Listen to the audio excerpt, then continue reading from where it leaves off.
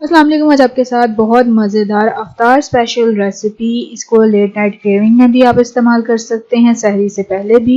तो चलें अब हम इसको स्टार्ट करते हैं। बिस्मिल्लाहिर्रहमानिर्रहीम। सबसे पहले मैंने हाफ के जी बॉयल्ड आलू लिए हैं और इनको मैं अच्छी तरह जो है वो मैश कर लूंगी। इसमें 1 टेबलस्पून लाल मिर्च पाउडर, 1 टीस्पून नमक, हल्दी पाउडर 1 टीस्पून, सब्ज धनिया 1/4 कप, जीरा साबुत 1 टीस्पून, सब्ज मिर्च 1 टीस्पून चॉप की हुई।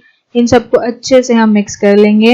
अब हम हैंड्स को जो है वो ऑयल से ग्रीस करेंगे, थोड़ा सा बैटर लेंगे और इसको फिंगर की शेप में ले आएंगे और तमाम आलू के बैटर पे हम जो है इस तरह फिंगर्स रेडी कर लेंगे। मैंने सिंपल अंडे लिए थे 2, उसमें थोड़ा सा नमक और काली मिर्च ऐड की है और उसको बीट कर लिया है। तो इसको पहले हम अंडे में डिप करेंगे, उसके बाद हम इसको अच्छी तरह ब्रेड क्रम्स लगा के रख देंगे। तमाम फिंगर्स को हम इसी तरह रेडी कर लेंगे और दूसरी साइड पे हमारा ऑयल जो है वो प्री हीट हो रहा है।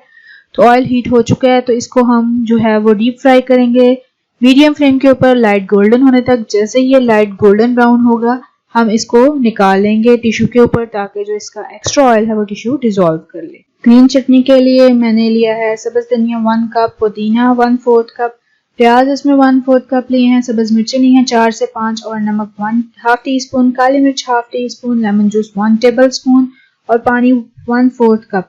और इसको हम ब्लेंडर से अच्छी तरह ब्लेंड कर लेंगे ताकि इसकी एक स्मूथ सी पेस्ट रेडी हो जाए। इमली की चटनी के लिए मैंने लिया है इमली का पल्प 1 कप, शुगर 1 टेबलस्पून, लाल मिर्च पाउडर 1 टीस्पून, पुदीना 1/4 कप और सॉल्ट 1/2 टीस्पून और ब्राउन शुगर 1 टेबलस्पून। अगर ब्राउन शुगर नहीं है तो आप इसकी जगह सिंपल शुगर भी यूज कर सकते हैं और इसको हम ब्लेंड कर लेंगे, स्मूथ सा पेस्ट रेडी कर लेंगे। अब स्वीट योगर्ट बना रहे हैं तो उसके लिए मैंने 1 कप दही लिया है और इसमें 1 टेबलस्पून शुगर ऐड करूंगी और इसको अच्छे से मिक्स कर लूंगी। बहुत ही मजेदार, यूनिक, डिफरेंट स्टाइल की रेसिपी, अफ्तार स्पेशल भी है और लेट नाइट क्रेविंग में भी आप इसको इस्तेमाल कर सकते हैं। तो चैनल पे न्यू है, लाइक कर दें, कमेंट कर दें, शेयर कर दें, सब्सक्राइब कर दें और बेल आइकन को भी प्रेस कर दें ताकि आने वाली अपडेट आपको आसानी से मिल सके।